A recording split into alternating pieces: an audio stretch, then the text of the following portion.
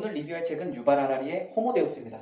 호모데우스는 사피엔스의 후속작이고요. 사피엔스가 끝날 때 이렇게 말을 남겼어요. 이렇게 과학을 발전시킨 사피엔스는 과연 어디로 가는가? 우리는 곧 신이 되려고 할 것이다. 데우스가 그리스어로 신이라는 뜻이거든요. 호모데우스는 신이 되려는 자, 이렇게 해석을 할 수가 있습니다. 호모데우스는 미래에 벌어질 우리 인간의 일들을 유발 하라리가 역사학자의 관점에서 분석하고 예견한 책입니다. 일단은 책은 이렇게 시작을 해요. 과거에 우리가 이룬 영광을 먼저 알아보자라고 하면서 사피엔스가 어떤 성과를 이뤘는지 알려줍니다. 크게 세 가지의 큰 성과를 내요. 역사적으로 볼 때 대규모로 인간이 죽었던 요인으로 크게 세 가지가 있습니다. 기근, 역병, 전쟁이에요. 근데 이런 것들이 오늘날에 거의 사라졌다고 이야기합니다. 물론 부분적으로 남아있지만 과거에 비만으로 사망하는 사람보다 훨씬 더 적다고 합니다. 책에서는 이렇게 표현을 해요. 설탕이 화약보다 무섭다. 비만이나 당뇨병으로 죽는 사람의 수가 전쟁으로 죽는 사람의 수보다 훨씬 더 많다는 거죠. 그렇다면 이것을 이룬 인류는 어디로 나아갈 것인가? 또 세 가지의 의제를 꺼냅니다. 첫 번째로 불멸이에요. 생명과학을 발전시키는 거죠. 치료법을 발전시켜서 수명을 연장시키는 방법이 있을 거예요. 또 다른 방법으로는 유전자를 조작하는 방법도 있을 것이고, 아니면은 나노 로봇 같은 것들을 우리 몸에 넣은 사이보그의 방식도 있을 거예요.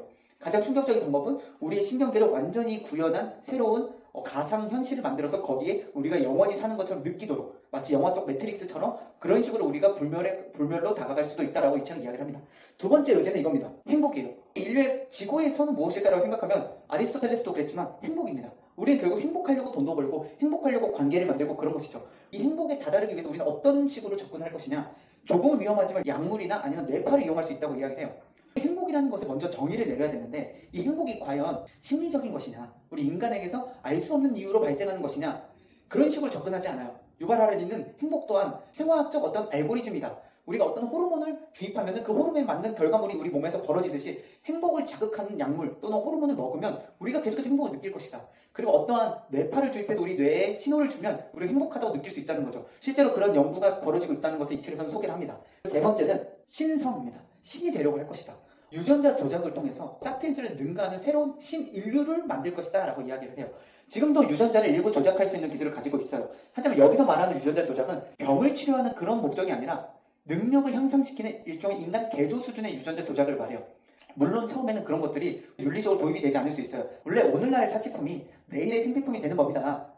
처음에는 의료 목적으로 도입이 됐지만 그것이 점점 보편화될 것이고, 돈이 있는 자들은 더 많은 그러한 혜택들을 누릴 수 있을 거라고 합니다. 어느 순간 사피엔스와는 확연히 다른 신인류가 등장할 것이라고 예견을 합니다. 이것이 호모데우스 초반에 나오는 의제에 대한 이야기고요. 호모데우스의 중간부로 도입하면은 인본주의의 균열에 대해서 이야기를 해요. 사피엔스 영상에서도 제가 말씀드렸지만 지금 우리 인간이 따르고 있는 질서는 인본주의예요. 인간이 근본이 되는 주의죠. 모든 현대인들이 공유하고 있어요.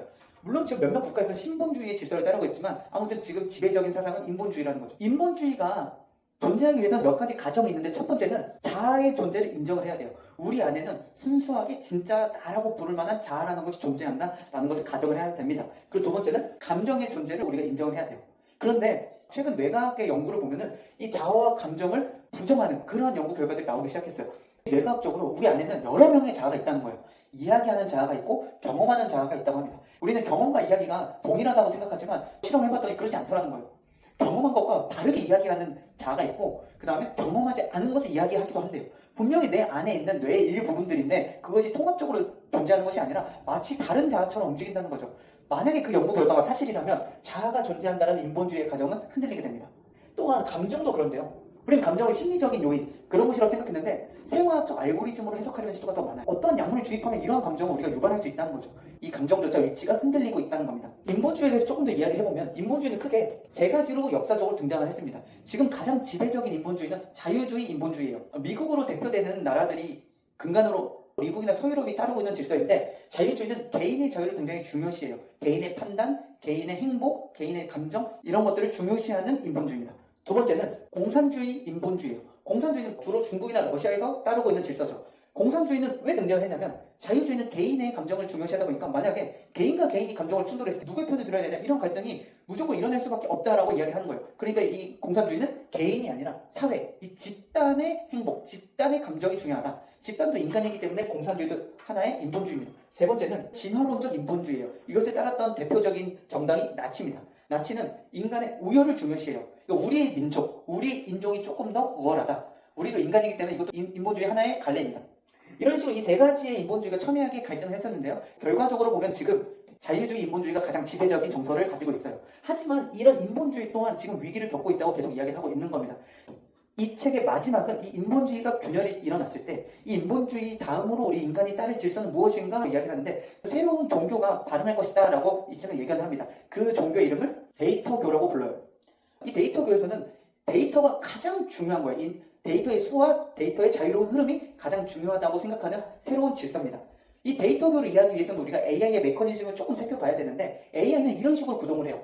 이렇게 AI가 이 AI에게 수많은 데이터를 주입합니다. 그냥 데이터만 주는 거예요. 그럼 이 AI가 알아서 학습을 한 다음에 알고리즘이라는 결과물 어떤 패턴을 알아내요. 인간의 감정도 일련의 데이터를 통해 알고리즘화할 수 있다고 생각합니다. 지금 인간이 어떤 경우에 어떤 감정을 느끼는지 데이터를 만들어요. 엄청나게 많은 그 빅데이터를 가지고 AI에게 학습을 합니다. 그럼 이 AI는 정말 인간과 비슷한 패턴으로 감정을 표현할 수가 있을 거예요. 느끼냐 표현하냐 이건 또 다른 문제입니다. 느끼는지는 몰라도 적어도 표현은 할 수 있을 거예요. 그래서 이 책에서는 그것을 위대한 분리라고 불러요.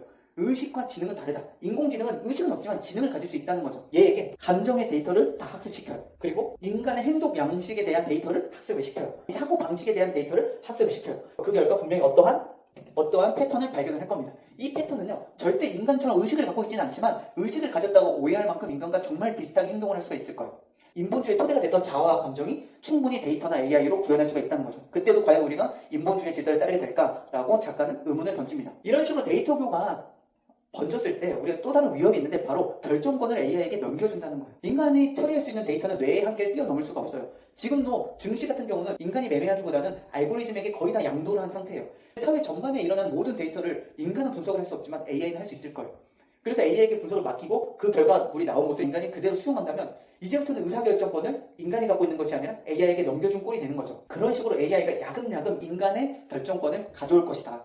실제로 이런 실험이 있었어요. 내가 어떤 사람인지, 내가 더 잘하는지, 페이스북이 더 잘하는지 실험을 한 거예요. 어떤 사람이 자신의 성격을 막 적었대요. 그리고 또 다른 곳에서는 그 사람이 봤던 페이스북 글과 좋아요 이런 것들을 분석해서 그 사람의 성격을 적었어요. 그 다음에 주변 사람들에게 평가를 매겼더니 오히려 페이스북 기반으로 AI가 분석한 성격이 더 그 사람과 유사하다고 주변 사람들이 판단했다고 합니다.